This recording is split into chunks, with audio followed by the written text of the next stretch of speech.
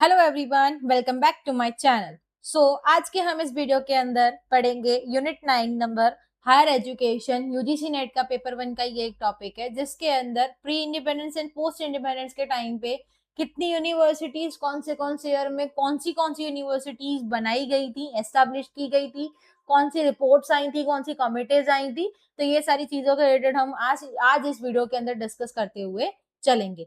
आज का हमारा टॉपिक है university chronology for pre independence. Post independence की हम लोग बाद में देखेंगे, पर पहले सबसे पहले हम लोग डिस्कस करेंगे प्री इंडिपेंडेंस पे। अब ये टॉपिक सबसे ज्यादा यूजीसी नेट के एस्पिरेंट्स के लिए सबसे ज्यादा हेडेक बन जाता है कि मैम इतनी सारी चीजें हैं, तो हम इस चीज को याद कैसे करें। ये बहुत डिफिकल्ट हो जाता है कि हम इस चीज को कवर कैसे करें। ठीक है, तो आज के हम इस वीडियो के अंदर इसी चीज को एक स्टोरी बेस के फॉर्म में क्या करेंगे, डिस्कस करने की कोशिश करेंगे। तब तक आप हमारे चैनल के अंदर नए हैं तो लाइक कर दें, शेयर कर दें, सब्सक्राइब भी कर दें मेरी चैनल को। और अगर इसके रिलेटेड आपको अगर अच्छा भी लगता है तो इस वीडियो के नीचे आप मुझे कमेंट भी कर सकते हैं। तो चलिए शुरू करते हैं। सबसे पहले हम लोग शुरू करेंगे 1750 की ईयर से, देन आफ्टर जाएंगे 1857 तक, एंड देन आफ्टर हम लोग जाएंगे 1947 तक। ठीक है, तो हमारा सबसे पहले जो एजुकेशन सिस्टम था वो किस नाम से जाना जाता था? इंडिजिनस एजुकेशन सिस्टम, इस नाम से ये जाना जाता था।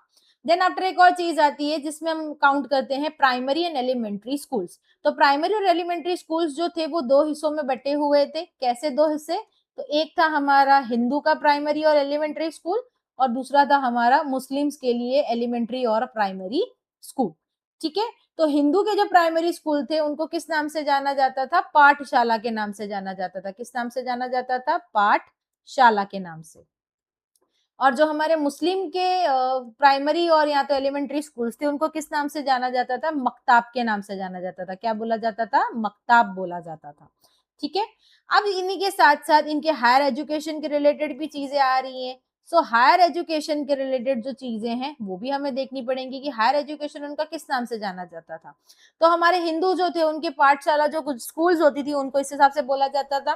तो हायर एजुकेशन जो थे उनको क्या नाम दिया गया था? उनको नाम दिया गया था टोल्स। और मुस्लिम जो थे उनको क्या बोला गया था? मदरसास बोला गया था। क्या बोला गया था? मदरसा बोला गया था।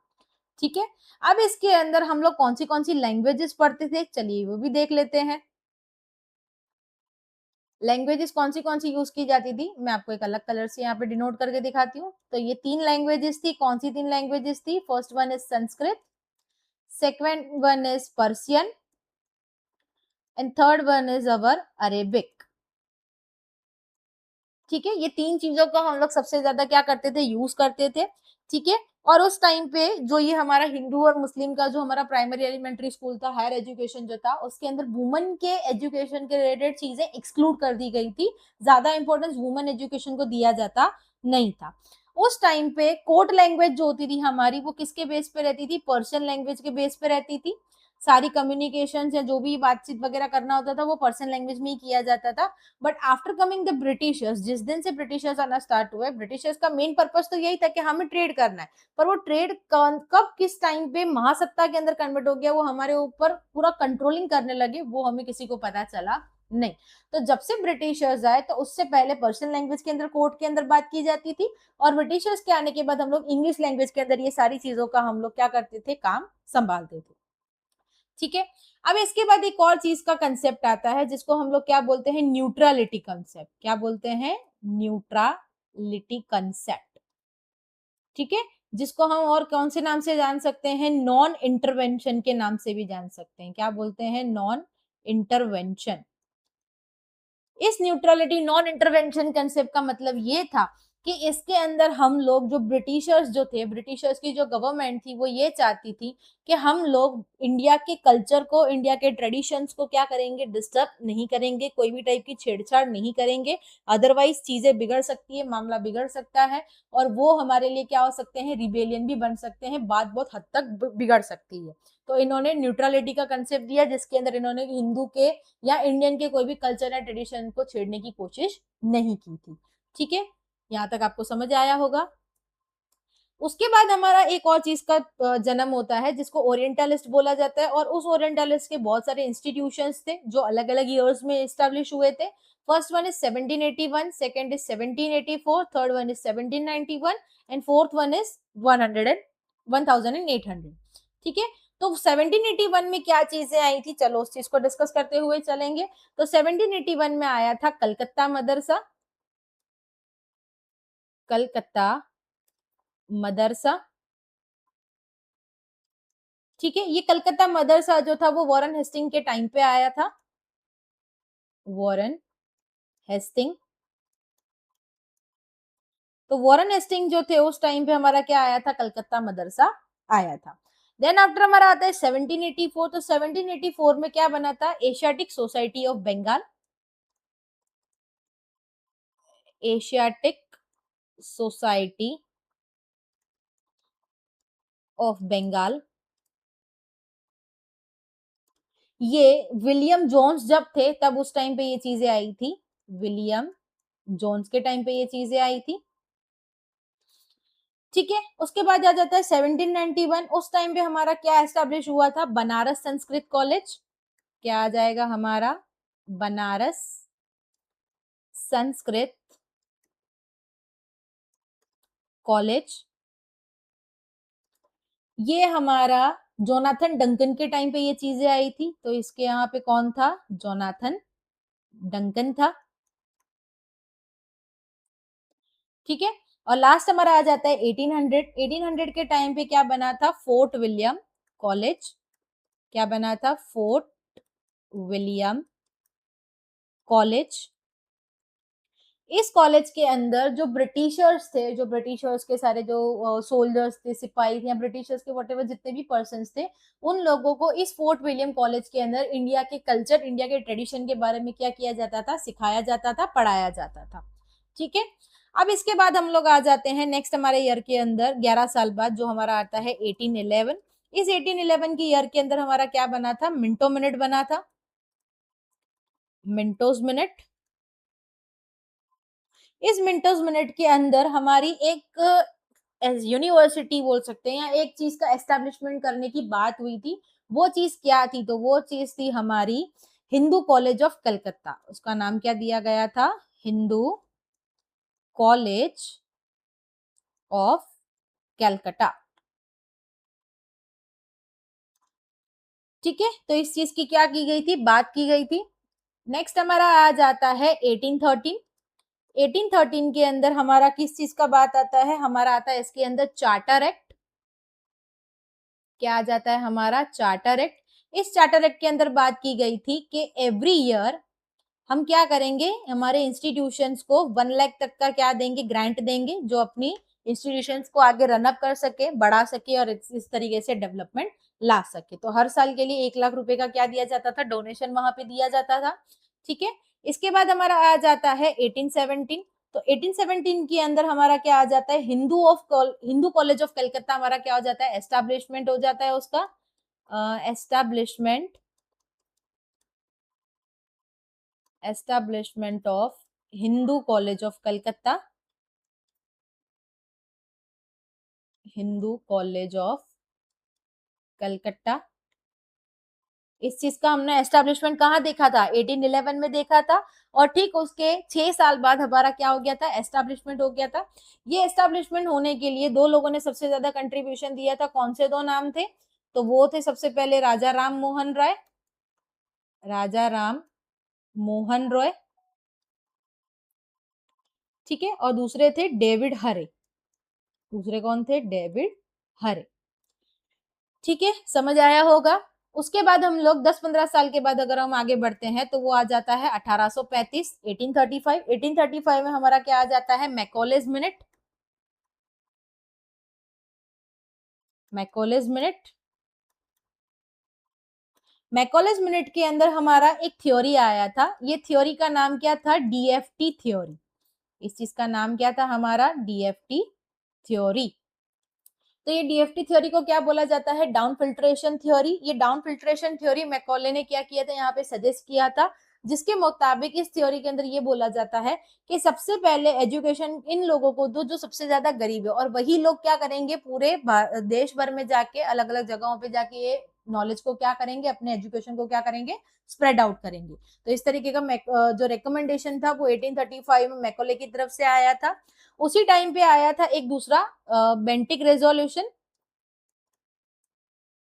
बेंटिक रेजोल्यूशन,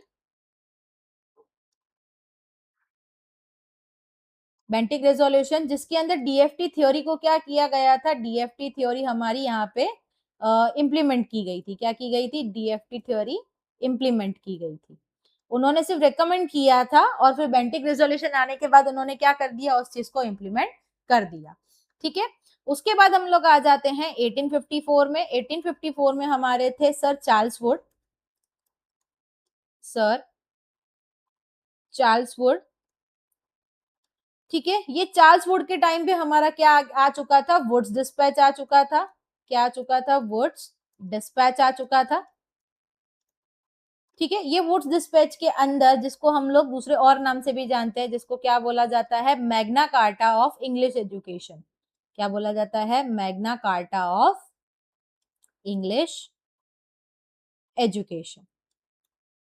ठीक है, इस चीज को इंग्लिश के बच्चे जो होंगे यूजीसी नेट वाले वो सबसे ज्यादा रिलेट कर पाते होंगे, उनके लिए ये सारी चीजें बहुत इजी है। ठीक है, ये जो वुड्स डिस्पैच है उसके लिए वो सबसे ज्यादा इजी रहता है। ठीक है, अब इसके अंदर इन लोगों ने क्या किया था कि वुमेन के एजुकेशन को एक्सटेंड किया था, वुमेन के एजुकेशन को सबसे ज्यादा प्रायोरिटी वगैरह दिया था, ग्रांट्स दिए जाते थे, उन लोगों को ग्रांटेड दिया जाता था। ठीक है, और उसी टाइम पे एक प्रपोजल रखा गया था, उस प्रपोजल का नाम क्या था? वो प्रपोजल था हमारा फर्स्ट मॉडर्न यूनिवर्सिटी का। तो हम लोग उसके बारे में क्या लिखेंगे? फर्स्ट मॉडर्न यूनिवर्सिटी प्रपोजल वहां पे दिया गया था कि ये चीजों को क्या किया जाए, एस्टेब्लिशमेंट किया जाए। और वो फर्स्ट मॉडर्न यूनिवर्सिटी कौन सी थी? जिसको हम लोग क्या जानते हैं, बीएमसी के नाम से जानते हैं। क्या जानते हैं? बीएमसी के नाम से जानते हैं। B for Bombay university, M for Madras university and C for Calcutta university. ठीक है, तो ये तीन यूनिवर्सिटी जो थी वो एस्टेब्लिशमेंट किया गया था उनका, और कब किया गया था? 1857 में किया गया था। ठीक है, और ये 1857 में जो ये तीन यूनिवर्सिटीज एस्टेब्लिश हुई थी वो कौन से मॉडल के बेस के ऊपर थी? तो थी बेस्ड ऑन लंदन मॉडल। कौन से मॉडल के ऊपर बेस थी? लंदन मॉडल के ऊपर बेस थी। ठीक है, आई होप आप सबको समझ आ रहा होगा। उसके बाद हमारी एक नई क्रांति शुरू होती है। ठीक है, उसके अंदर हम लोग थोड़ा कलर वगैरह चेंज करेंगे। फर्स्ट एजुकेशन कमीशन हमारा यहाँ से क्या होता है, स्टार्ट होता है। First education commission, first education commission जो है वो हमारा कब आता है? 1882 के अंदर आ जाता है। ठीक है, अब ये 1882 के अंदर कौन सा हमारा कमीशन आता है, जिसको नाम क्या दिया गया था? हंटर कमीशन नाम दिया गया था। क्या नाम दिया गया था? हंटर कमीशन नाम दिया गया था। ठीक है, ये हंटर कमीशन का दूसरा नाम क्या आता है? तो ये दूसरा नाम आता है इंडियन एजुकेशन कमीशन। इसको क्या नाम दिया जाएगा दूसरा? Indian education commission, Indian education commission. ठीक है, तो ये इंडियन एजुकेशन कमीशन यहाँ पे इसका नाम दिया गया था। इसके जो चेयरमैन थे वो चेयरमैन कौन थे? सर विलियम विंसन हंटर थे। ठीक है, लॉर्ड रिपन ने इनको क्या किया था? अपॉइंट किया था। तो यहाँ पे मैं वापस आपको एज अ नोट्स की तरीके से यहाँ पे लिख देती हूँ, appointed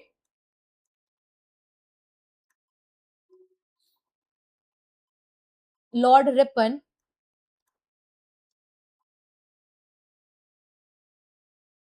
to sir William Wilson, sir William Wilson, William Wilson Hunter. William Wilson Hunter को उन्होंने क्या किया था? अपॉइंट किया था। ठीक है, अब इसके अंदर टोटल उन्होंने 6 से 7 जितनी चीजों को क्या किया था? वहां पे रेकमेंड किया था। ठीक है, चलिए इसको एक एक करके हम लोग समझते हैं कि कौन सी 7 चीजों को उन्होंने यहाँ पे डिस्क्राइब किया था। तो सबसे पहले उन्होंने कौन सी चीज दी थी कि ग्रांटेड एड मिलना चाहिए, है ना, ग्रांटेड मिलना चाहिए ताकि हमारी जो एजुकेशनल इंस्टीट्यूशन है वो क्या हो सके? आगे बढ़ सके। ठीक है, नेक्स्ट हमारा उसके अंदर दिया था कि प्राइमरी एजुकेशन सब लोगों को मिलना चाहिए। क्या बोला गया था? प्राइमरी एजुकेशन सबको मिलना चाहिए। थर्ड वन थिंग उन्होंने बोला था कि इम्प्रूव करना है। क्या इम्प्रूव करना है? तो हमारा जो सेकेंडरी एजुकेशन है, सेकेंडरी एजुकेशन को हमें क्या करना है? इम्प्रूव करना है। तो इम्प्रूव सेकेंडरी एजुकेशन। ठीक है, नंबर 4 पे हमारी चीज आ जाती है कि वहां पे टीचर्स को भी ट्रेनिंग मिलनी चाहिए। तो यहाँ पे और क्या आ जाएगा, टीचर्स ट्रेनिंग सेशंस आ जाएंगे, टीचर्स को ट्रेनिंग्स मिलनी चाहिए। ठीक है, नंबर 5 जो है उसके बाद हमारा क्या आ जाता है, वर्नाक्यूलर सिस्टम हमारा होना चाहिए। क्या होना चाहिए, वर्नाक्यूलर सिस्टम। वर्नाक्यूलर सिस्टम मतलब हम हमारी मदर टंग के अंदर सारी चीजों का कन्वर्सेशन, बातें जो भी चीजें हैं वो हमारी मदर टंग के अंदर होनी चाहिए। ठीक है, उसके बाद बोला गया था कि डिसेंट्रलाइजेशन होना चाहिए, डिसेंट्रलाइजेशन होना चाहिए। ठीक है, और लास्ट थिंग आ जाती है कि हमें एक और चीज इंप्रूव करनी है। तो इंप्रूव क्या करना है, इंप्रूव वुमेन एजुकेशन। हमें इम्प्रूव क्या करना है, इम्प्रूव वुमेन एजुकेशन। तो ये 7 टाइप की रिकमेंडेशंस हमें लॉर्ड रिपन ने, जो सर विलियम विंसेंट हंटर को अपॉइंट किया था हंटर कमीशन के अंदर, जिसको एक और नाम से जाना जाता है, जो बोला जाता है इंडियन एजुकेशन कमीशन, 7 टाइप की चीजों को उन्होंने रिकमेंड किया था। ग्रांटेड नीड मिलना चाहिए, प्राइमरी एजुकेशन मिलना चाहिए, सेकेंडरी एजुकेशन को इम्प्रूव करना है, टीचर्स की ट्रेनिंग को हमें देना है, वर्नाक्यूलर सिस्टम यानी कि अपनी मदर टंग के अंदर सारी चीजें होनी चाहिए, डिसेंट्रलाइजेशन होना चाहिए, और वुमेन के एजुकेशन को भी उन्होंने इंप्रूव करने के लिए सबसे ज्यादा उन्होंने रेकमेंड किया था। ठीक है, उसके बाद हमारी यूनिवर्सिटी आ जाती है जो 4th नंबर के ऊपर आती है और सबसे ओल्डेस्ट यूनिवर्सिटी है। तो वो कब एस्टेब्लिशमेंट हुआ था उनका, 1882 के अंदर हुआ था। तो 1882 के अंदर हमारा आया था 4th oldest university, 4th oldest university, जिसको किस नाम से जाना गया था, पंजाब यूनिवर्सिटी के नाम से जाना गया था, पंजाब यूनिवर्सिटी के नाम से जाना गया था। ठीक है, उसके बाद आ जाता है हमारा 1887। ठीक है, तो 1887 के अंदर हमारी 5th ओल्डेस्ट यूनिवर्सिटी आई थी, 5th oldest university, 5th oldest university, जिसको किस नाम से जाना जाता है, इलाहाबाद यूनिवर्सिटी, इलाहाबाद यूनिवर्सिटी। ठीक है, इसको क्या बोला जाता था, ऑक्सफोर्ड ऑफ ईस्ट भी बोला जाता था। क्या बोला जाता था, ऑक्सफोर्ड ऑफ ईस्ट भी बोला जाता था। ठीक है, उसके बाद हम लोग आ जाते हैं 1902 के ऊपर। तो 1902 के अंदर हमारा इंडियन यूनिवर्सिटी कमीशन आ चुका था। क्या आ चुका था, इंडियन यूनिवर्सिटी कमीशन आ चुका था। ठीक है, इस इंडियन यूनिवर्सिटी कमीशन के अंदर हमारा लॉर्ड कर्जन जो थे, उन्होंने किसको अपॉइंट किया था, लॉर्ड कर्जन अपॉइंटेड, अपॉइंटेड किसको अपॉइंट किया था, तो थॉमस रिले को अपॉइंट किया था। थॉमस रिले को उन्होंने क्या किया था, अपॉइंट किया था, और उन्हीं के बेस पे क्या बना था, रिले कमीशन बना था। क्या बना था, रिले कमीशन बना था। ठीक है, तो रिले कमीशन इसके अंदर बना था। 1902 से पहले एक और चीज हुई थी जिसका जिक्र हमने अभी नहीं किया है, तो इसका बारे में बता देती हूँ। 1901 में एक चीज हुआ था जिसको बोला जाता है शिमला कॉन्फ्रेंस। क्या बोला जाता है, शिमला कॉन्फ्रेंस। ये शिमला कॉन्फ्रेंस जो था बहुत ही कॉन्फिडेंशियली एजुकेशनल कॉन्फ्रेंस हुआ था, सीक्रेट कॉन्फ्रेंस उसको बोला जाता है। ठीक है, उसके बाद हम लोगों ने 1902 में जो इंडियन यूनिवर्सिटी कमीशन जो हम लाए थे, वो इंडियन यूनिवर्सिटी अब क्या बन जाता है, एक्ट बन जाता है लॉर्ड कर्जन की अंडर चेयरमैनशिप में रह के। ठीक है, तो 1904 में जो 1902 का इंडियन यूनिवर्सिटी कमीशन था, वो अब क्या बन जाता है, इंडियन यूनिवर्सिटी एक्ट बन जाता है। क्या बन जाता है, इंडियन यूनिवर्सिटी एक्ट बन जाता है, किसकी अंडर में रह के, लॉर्ड कर्जन की एक्ट में अंडर में रह के। ठीक है, उसके बाद हमारा आ जाता है 1960 का ईयर। 1916 के ईयर के अंदर 3 चीजें ऐसी हुई थी जो एस्टैब्लिश हुई थी। ठीक है, एक एक करके देखेंगे, इसके लिए थोड़ा हम कलर भी चेंज कर देते हैं। सो 1916 के अंदर सबसे पहले हमारा आया था मैसूर का यूनिवर्सिटी, जो कहाँ पे आया हुआ था, कर्नाटका में आया था। कर्नाटका में आने के बाद हमारा आया था बनारस हिंदू यूनिवर्सिटी, जिसके जो फाउंडर थे, वो फाउंडर कौन थे, मदन मोहन मालवीय, मदन मोहन मालवीय। ठीक है, और उसके बाद आ जाती है एसएनडीटी, श्री नाथ भाई दामोदर ठाकरे। इसके जो फाउंडर थे, ये फाउंडर कौन थे, दोनको दोनको केशव ठाकरे, इनके फाउंडर कौन थे? दोनको केशव ठाकरे, तो ये इनके क्या थे? फाउंडर थे। तो इस तरीके से तीन चीजें 1960 के अंदर आई हुई थी। कौन सी तीन चीजें? मैसूर के अंदर कर्नाटक, मैसूर यूनिवर्सिटी कर्नाटका में जो आई हुई थी वो आई हुई थी। फिर आती है बनारस हिंदू यूनिवर्सिटी BHU, जिसके फाउंडर थे मदन मोहन मालवीय। और तीसरी चीज आती है SNDT, जिसके फाउंडर थे दोनको केशव ठाकरे। SNDT का पूरा नाम आता है श्री नाथ बाई दामोदर ठाकरे। ठीक है। उसके बाद हमारा आ जाता है सैडलर कमीशन। तो जो सैडलर कमीशन था वो कब आया था? चलो उसको भी हम लोग देख लेते हैं। सैडलर कमीशन हमारा आया था 1917 से लेके 1919 के बीच में। तो ये क्या आ गया था? हमारा सैडलर कमीशन आ गया था। सैडलर कमीशन आ गया था, जिसको और कौन से नाम से जानते थे हम लोग? कलकत्ता यूनिवर्सिटी कमीशन के नाम से भी जानते थे। कलकत्ता यूनिवर्सिटी कमीशन के नाम से भी हम इसको जानते थे। ठीक है। तो इसके जो चेयरमैन थे, कि चेयरमैन कौन थे?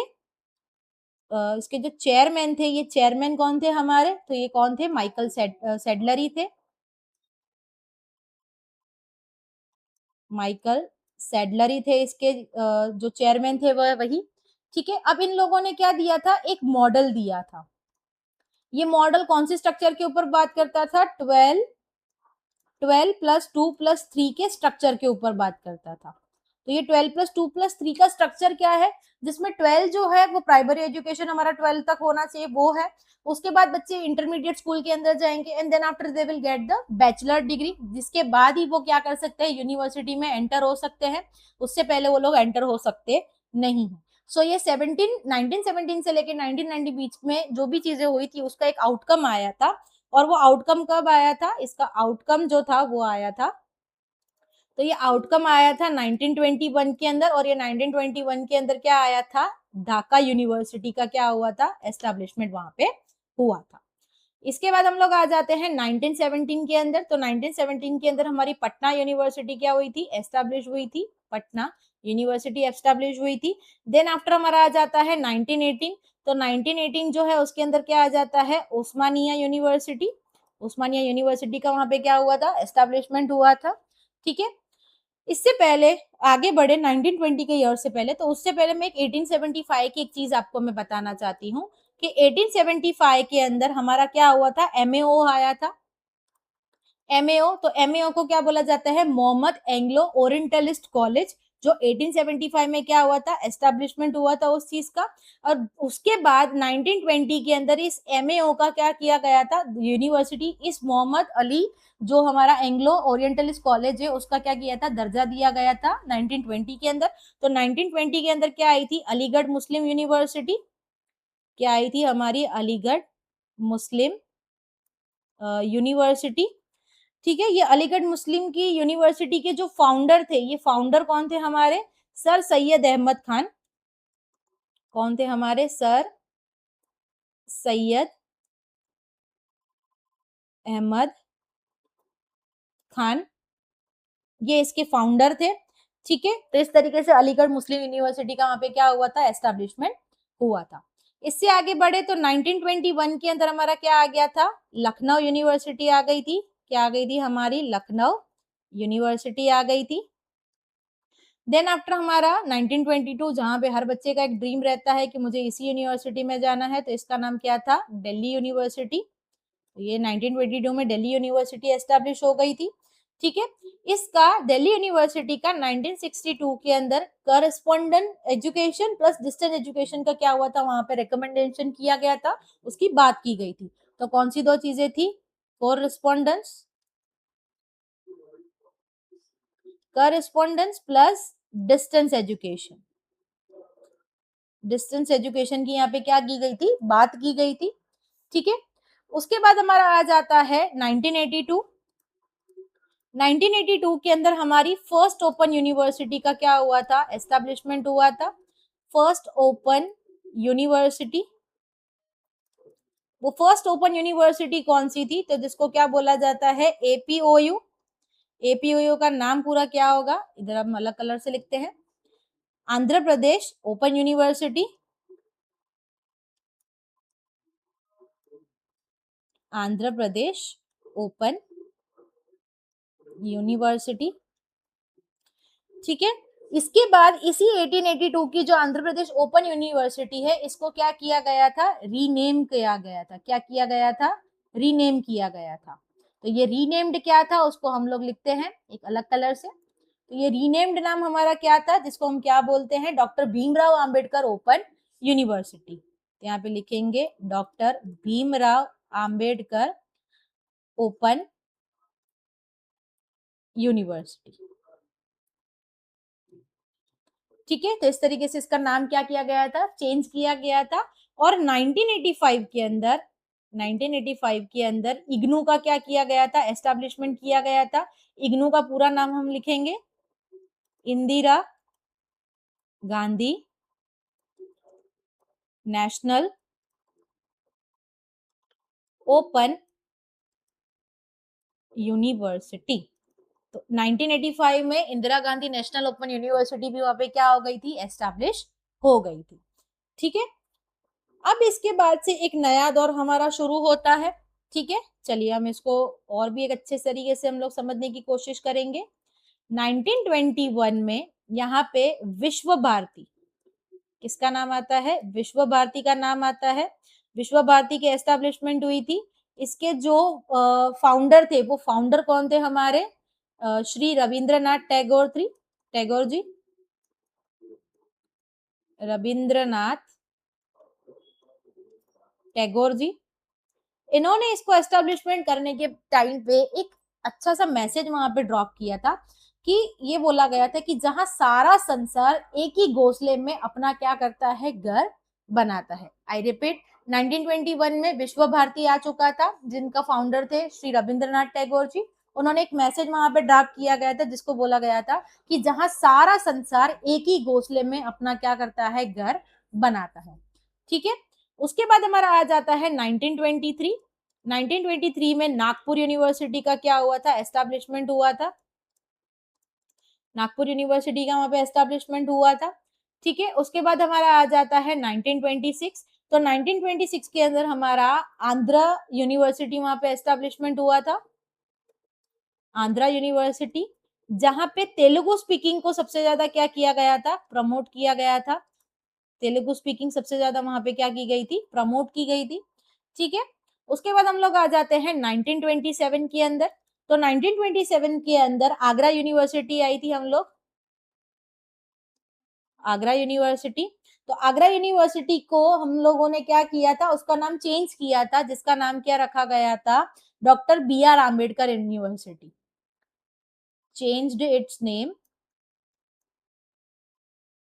To doctor B R Ambedkar university. ठीक है, आप सबको समझ आ रहा होगा। उसके बाद आ जाता है 1929। तो 1929 के अंदर क्या आया था, अन्नामलाई यूनिवर्सिटी आया था। क्या आया था, अन्नामलाई यूनिवर्सिटी आया था। इस अन्नामलाई यूनिवर्सिटी को हम लोग हर्तोक कमिटी के अंडर में लाए थे। कौन सी कमिटी के अंदर लाए थे, हर्तलोक कमिटी के अंदर में, हर्तोक कमिटी के अंदर हम लोग इसको अंडर में लाए थे। इसमें दो चीजों का हम लोगों ने क्या किया था, डिस्कशन किया था। कौन सी दो चीजें थी, एक तो था हमारा वेस्टेज और दूसरा था हमारा स्टेग्नेशन। क्या था, एक वेस्टेज और दूसरा था हमारा स्टेग्नेशन। तो वेस्टेज का मतलब यहाँ पे क्या बताया गया है कि जितने बच्चे पढ़ाई के दरमियान, उनकी स्कूलिंग के दरमियान क्या कर रहे हैं, ड्रॉप ले रहे हैं पढ़ाई करने के लिए, फिर आगे वो कंटिन्यू नहीं हो पा रहे हैं या नहीं कर रहे हैं, तो उस चीज को वेस्टेज बोला गया है। स्टेग्नेशन मतलब जितने बच्चे पढ़ रहे हैं पर बार बार उसी स्टैंडर्ड के अंदर क्या हो रहा है, फेल हो रहे हैं, दोबारा उस चीज को बार बार रिपीट कर रहे हैं, तो वो चीज को क्या बोला जाता है, स्टेग्नेशन। तो वेस्टेज और स्टेग्नेशन को हमें क्या करना था, उस टाइम पे रिड्यूस करना था, ताकि हमारी जनरेशन एक ही जगह पे अटकी ना रहे, आगे आगे बढ़ती रहे। ठीक है, उसके बाद हमारा आ जाता है 1937। 1937, तो 1937 के अंदर बेसिक एजुकेशन सिस्टम को वहां पे लाया गया था, बेसिक एजुकेशन सिस्टम। ठीक है, तो बेसिक एजुकेशन सिस्टम जो है वो किसके अंडर में आता है, वर्धा स्कीम के अंदर में, या तो वर्धा कमिटी में हम लोग इसको बोलते हैं, वर्धा कमिटी के अंडर में ये चीज आती है, ठीक है। वर्धा कमिटी के अंदर साथ साथ में इसको दूसरे और नाम से भी जाना जाता है, जिसको क्या बोला जाता है, नई तालीम भी बोला जाता है, ठीक है। और इसके जो रिप्रेजेंटर थे, इसके रिप्रेजेंटर कौन थे, डॉक्टर जाकिर हुसैन थे, रिप्रेजेंटर डॉक्टर जाकिर हुसैन इसके अंडर में आए थे। डॉक्टर जाकिर हुसैन ने इस चीज का क्या किया था, रिप्रेजेंटेशन किया था। इसी के साथ साथ में हमें गांधी जी ने भी कुछ चीजें क्या की थी, यहाँ पे प्रोवाइड की थी। तो गांधी जी के बारे में भी हम लोग थोड़ा देख लेंगे। गांधी जी ने हमें क्या प्रोवाइड किया था, यहाँ पे 3H हमें यहाँ पे क्या किया गया था, प्रोवाइड किया गया था। 3H मतलब हार्ट, हैंड एंड हेड। ये तीन चीजें हम लोग ब्लूम्स टेक्सोनॉमी टीचिंग एप्टीट्यूड के अंदर भी पढ़ते हैं कि ये तीनों चीजों को क्या करते हैं हम लोग साथ में मिला के बच्चों के एजुकेशनल लेवल को, डेवलपमेंट लेवल को क्या करना चाहिए, इस तरीके से बढ़ाना चाहिए। साथ ही साथ में 7 ईयर्स से 14 ईयर्स के बच्चे जो हैं उनको क्या मिलना चाहिए, फ्री एजुकेशन मिलना चाहिए। क्या मिलना चाहिए, फ्री एजुकेशन मिलना चाहिए। देन आफ्टर उन लोगों को साथ ही साथ में क्या दिखाना चाहिए, क्राफ्ट सिखाने चाहिए। क्राफ्ट से वो चीजें करेंगे तो लर्निंग बाय डूइंग का भी कंसेप्ट क्या होता जाएगा, यहाँ पे डेवलप होता जाएगा। लर्निंग बाय डूइंग का कंसेप्ट यहाँ पे डेवलप होता जाएगा। और साथ ही साथ डिग्निटी ऑफ लेबर का भी कंसेप्ट गांधी जी ने क्या किया था, यहाँ पे दिया था कि डिग्निटी ऑफ लेबर भी क्या होनी चाहिए, यहाँ पे मेंटेन होनी चाहिए, ठीक है। इसके बाद हमारी चीज आ जाती है 1943 के अंदर। तो 1943 के अंदर हमारी क्या आ जाती है, उत्कल यूनिवर्सिटी। उत्कल यूनिवर्सिटी का यहाँ पे एस्टेब्लिशमेंट हुआ था, ठीक है। फिर 1944 के अंदर क्या आ गया था, सार्जेंट प्लान आ गया था हमारा। क्या आ गया था हमारा, सार्जेंट प्लान आ गया था, ठीक है। और उसके बाद आ गया था 1946 के अंदर, सॉरी एक मिनट, इसके बाद फिर हमारा आ गया था 1946 के अंदर सरदार वल्लभ भाई पटेल यूनिवर्सिटी। 1946 के अंदर क्या आ गया था, सरदार, एक मिनट,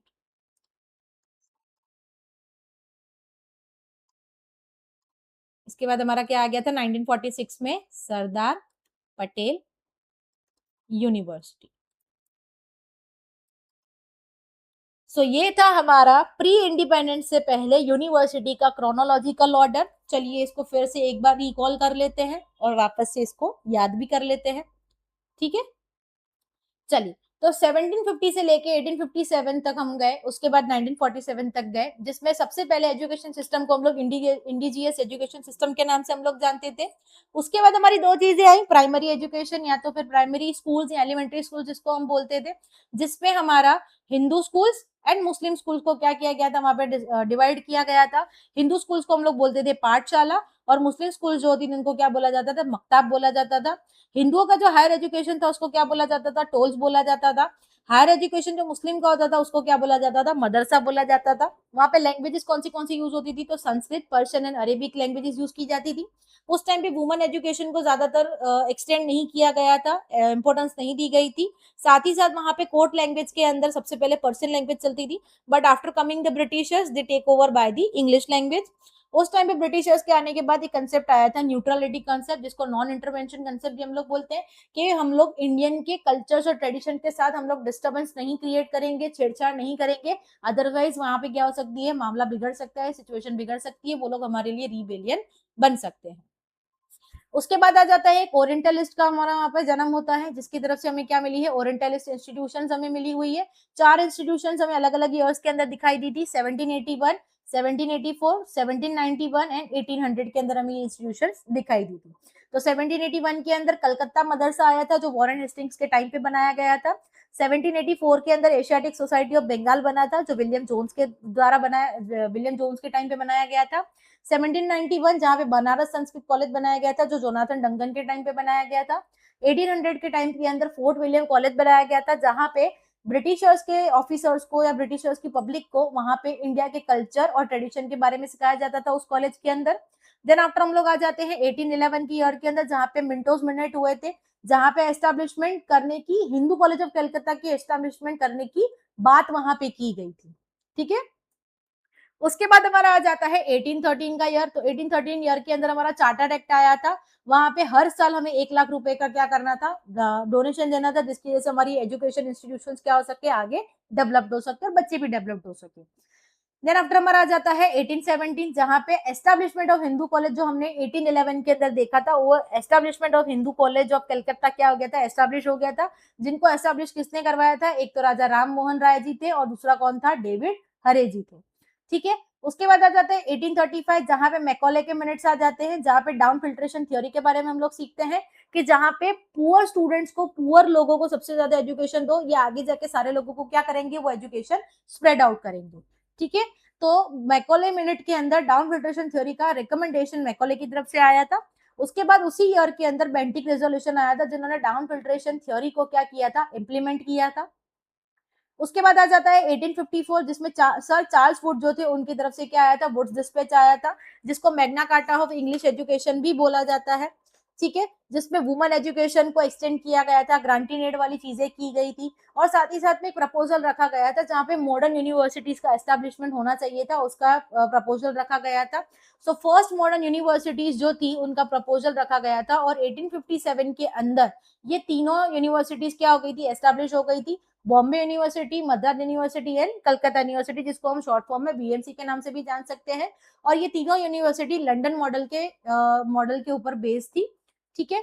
उसके बाद एक नई क्रांति आती है, जिसको हम लोग क्या बोलते हैं, फर्स्ट एजुकेशन कमीशन बोलते हैं, जो 1882 के अंदर आया हुआ था। फर्स्ट एजुकेशन कमीशन के अंदर हंटर कमीशन आया था, जिसका दूसरा नाम लोग क्या जानते हैं, इंडियन एजुकेशन कमीशन भी जाते हैं। लॉर्ड रिपन ने अपॉइंटमेंट की थी सर विलियम विंसन हंटर की, जिनके अंडर में 7 मेजर चीजों को क्या किया गया था, रेकमेंड किया गया था।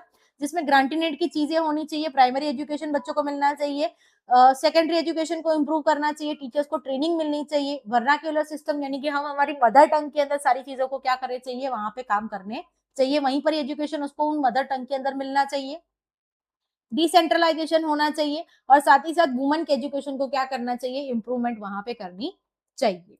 उसके बाद आ जाते हैं हम लोग 1882 के अंदर, जहां पे हमारी फोर्थ ओल्डेस्ट यूनिवर्सिटी आई थी, जिसका नाम क्या था, पंजाब यूनिवर्सिटी। 1887 के अंदर आ जाते हैं तो फिफ्थ ओल्डेस्ट यूनिवर्सिटी हमें वहां पे दिखाई देती है, जिसको क्या बोला जाता है, इलाहाबाद यूनिवर्सिटी, जिसको किस नाम से जाना जाता था, ऑक्सफोर्ड ऑफ ईस्ट के नाम से भी जाना जाता था। देन आफ्टर हम आ जाते हैं 1902 के अंदर, जिसको इंडियन यूनिवर्सिटी कमीशन के नाम से जाना जाता है, जिसमें लॉर्ड कर्जन ने थॉमस रिले को अपॉइंट किया था, और उसी वजह से वहां पे क्या दिखाई दिया था, हमें रिले कमीशन भी दिखाई दिया था। 1902 से पहले 1901 में एक शिमला कॉन्फ्रेंस हुआ था। ये सबसे बेस्ट और सबसे कॉन्फिडेंशियल कॉन्फ्रेंस भी बोला जाता है, ये किसी को पता ना चले, इस तरीके से कॉन्फिडेंशियल कॉन्फ्रेंस वहां पे किया गया था। उसके बाद आ जाता है 1904 में, जिसमें इंडियन यूनिवर्सिटी एक्ट, जो हम लोगों ने देखा था आगे की इंडियन यूनिवर्सिटी हमारी यहाँ पे एस्टेब्लिशमेंट होनी चाहिए, इंडियन यूनिवर्सिटी जो कमीशन जो था, वो इंडियन यूनिवर्सिटी एक्ट बन चुका था 1904 में, लॉर्ड कर्जन के टाइम पे। उसके बाद आ जाते हैं 1916, जिसमें 3 मेजर चीजें हमें दिखाई दी, जिसमें माइसोन यूनिवर्सिटी जो कर्नाटका में आई हुई है। उसके बाद बनारस हिंदू यूनिवर्सिटी एस्टेब्लिशमेंट हुई थी, जिसके फाउंडर थे मदन मोहन मालवीय जी। और उसके बाद आती है एसएनडीटी कॉलेज, श्री नाथ भाई दामोदर ठाकरे, जिसके फाउंडर थे डोनको केशव ठाकरे। ठीक है। उसके बाद आ जाता है 1917 से लेकर 1990 तक, जिसमें सैडलर कमीशन आया था, जिसको कलकत्ता यूनिवर्सिटी कमीशन भी बोला जाता है, जिसके चेयरमैन कौन थे, माइकल सैडलर ही थे। उन्होंने एक मॉडल दिया था, उस मॉडल को हम क्या जानते हैं, 12+2+3 के नाम से स्ट्रक्चर से जाना जाता है, जिसमें 12 जो है उसमें प्राइमरी एजुकेशन यानी 12 तक का एजुकेशन बच्चा वहां पे लेगा, फिर इंटरमीडिएट स्कूल आएगा 2 साल का, और उसके बाद वो क्या करेगा, बैचलर डिग्री लेगा, और उसी के बाद वो क्या कर सकता है, यूनिवर्सिटी के अंदर एंटर हो सकता है। ठीक है। और जो वो चीजें थी उसका एक आउटकम आया था, जिसको 1921 के अंदर हमें क्या दिखाई दिया, ढाका यूनिवर्सिटी का वहां पे एस्टेब्लिशमेंट दिखाई दिया। देन आफ्टर 1917 के अंदर पटना यूनिवर्सिटी में दिखाई देती है, 1918 के अंदर हमें उस्मानिया यूनिवर्सिटी दिखाई देती है, 1875 के अंदर मोहम्मद एंग्लो ओरिएंटलिस्ट कॉलेज हमें दिखाई देता है, जिनकी रिकमेंडेशन हमें 1920 में मिली थी अलीगढ़ मुस्लिम यूनिवर्सिटी के बनने की। और अलीगढ़ मुस्लिम यूनिवर्सिटी के जो फाउंडर थे वो कौन थे, सर सैयद अहमद खान जी थे। उसके बाद 1921 के अंदर लखनऊ यूनिवर्सिटी आ जाती है, 1922 के अंदर दिल्ली यूनिवर्सिटी आ जाती है। उनका 1962 के अंदर एक चीज के रिकमेंडेशन आता है कि वहाँ पे कोरिस्पोंडेंस एजुकेशन एंड डिस्टेंस एजुकेशन का वहाँ पे क्या किया जाता है, जिक्र किया जाता है। देन आफ्टर 1982 के अंदर फर्स्ट ओपन यूनिवर्सिटी आ जाती है, जिसको क्या बोला जाता है, आंध्र प्रदेश ओपन यूनिवर्सिटी। ठीक है, और उसका रीनेम किया गया था doctor Baba Saheb Ambedkar open university. और लास्ट में एक और चीज आती है कि 1985 के अंदर इग्नू भी बनाया गया था, जिसका नाम था Indira Gandhi national open university. उसके बाद हमारा एक नया और चीज का क्रांति आ जाता है, जिसको क्या बोला जाता है, विश्व भारती। विश्व भारती के फाउंडर थे श्री रविंद्रनाथ टैगोर जी। उन्होंने एक अच्छा सा मैसेज दिया था कि जहां पर सारे संसार के लोग एक ही घोंसले में बैठ के अपने क्या बना रहे हैं, घर बना रहे हैं। ठीक है, उसके बाद आ जाता है 1923। तो 1923 में नागपुर यूनिवर्सिटी हमें वहां पे दिखाई देती है। 1926 के अंदर आंध्रा यूनिवर्सिटी दिखाई देती है, जिसको तेलुगु स्पीकिंग के ऊपर सबसे ज्यादा वहां पे इन्फ्लुएंस किया गया था। देन आफ्टर 1927 के अंदर हमारी आगरा यूनिवर्सिटी आ जाती है, और उसका नाम चेंज होकर वहां पे क्या हुआ था, डॉक्टर बाबा साहेब आम्बेडकर यूनिवर्सिटी दिया गया था। उसके बाद 1929 के अंदर अन्नामला यूनिवर्सिटी आ जाती है, जिसको हर्थलॉक कमेटी के अंडर में दिया गया था। वहां पे दो चीजों का वहां पे रिकमेंडेशन दिया गया था, वेस्टेज एंड स्टेग्नेशन। जो बच्चे पढ़ाई के समय अपना ड्रॉप आउट ले रहे हैं, उसको वेस्टेज किया गया, बोला गया था। उसी चीजों को रिड्यूस हमें उस टाइम पे करना था। साथ ही साथ जो बच्चे फेल हो रहे हैं, पढ़ाई कर रहे हैं पर साथ ही साथ फेल कर रहे हैं और एक ही स्टैंडर्ड के अंदर बार बार उस चीज का रिपीटेशन कर रहे हैं, तो उन चीजों को भी रिड्यूस करने के लिए स्टेग्नेशन की चीजों को हमें इस्तेमाल किया गया था।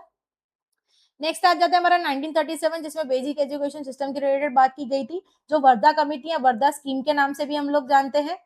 ठीक है, जिसमें नई तालीम के नाम से भी हम लोग इस चीज को नाम को जानते हैं। इसके जो रिप्रेजेंटेटिव थे वो कौन थे, डॉक्टर जाकिर हुसैन जी थे। साथ ही साथ गांधी जी ने 3H का हमें जिक्र किया गया था, जिसको हार्ट, हैंड और हेड के नाम से जाना जाता है, जो ब्लूम्स टेक्सोनॉमी टीचिंग एप्टीट्यूड के अंदर आप लोग इस चीज को पढ़ते भी हो कि कॉग्निटिव लेवल के ऊपर हमें अच्छी तरीके से डेवलप करने के लिए हमें 3H की सहारा लेना पड़ता है। साथ ही साथ 7 से लेके 14 ईयर्स के जो बच्चे हैं उनको फ्री एजुकेशन मिलना चाहिए। बच्चों को क्राफ्ट्स वगैरह सिखाइए। वो चीजें करने से लर्निंग बाय डूइंग का कंसेप्ट भी बनेगा और लेबर की डिग्निटी का भी कंसेप्ट वहां पे गांधी जी ने क्या किया था, वहां पे रेकमेंड किया था। उसके बाद 1943 के अंदर हमारा क्या आ जाता है, उत्कल यूनिवर्सिटी आ जाता है। 1944 के अंदर हमारा क्या आ जाता है, सार्जेंट प्लान आ जाता है। एंड लास्ट टू लास्ट 1946 के अंदर हमारी सरदार पटेल यूनिवर्सिटी का वहां पे क्या हो जाता है, एस्टेब्लिशमेंट हो जाता है। तो ये था आपका university chronology of the pre independence. I hope आप सबको समझ आया होगा। अगर इस चीज को रिकॉल करने में तकलीफ पड़ रही है तो इस चीज के वीडियोस को बार बार देखिए, दिमाग में बिठाइए, इस चीज को स्टोरी के बेस पे रिकॉल करिए कि हाँ इस इवेंट के बाद ये चीजें हुई थी, इनके अंदर ये चीजें रिकमेंड की गई थी, ये था वो था। तो इसको स्टोरी बेस के ऊपर अगर आप याद रखोगे तो सबसे बेस्ट रहेगा। आई होप आप सबको वीडियो अच्छा लगा होगा। आप इस वीडियो को अपने फ्रेंड्स के साथ भी शेयर करिए, लाइक करिए, शेयर करिए, मेरी चैनल को सब्सक्राइब करिए। टेलीग्राम में इसके रिलेटेड अपडेट्स लेने के लिए हमारी चैनल का डिस्क्रिप्शन, हमारा चैनल के लिंक का डिस्क्रिप्शन हमने दिया हुआ है डिस्क्रिप्शन के अंदर। तो इसी तरह हमारे साथ जुड़े रहिए, तब तक बने रहिए हमारे साथ। Good bye, take care.